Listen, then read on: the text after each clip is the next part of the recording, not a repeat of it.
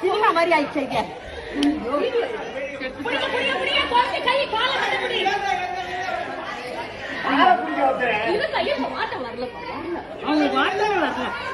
அந்த வீட்டுக்காரங்க இல்லையா?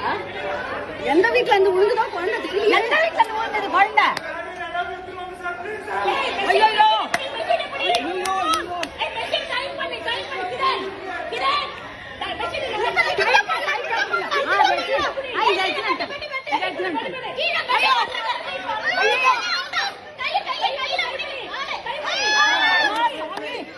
கடவுளே கடவுளே பச்சைமா பச்சைமா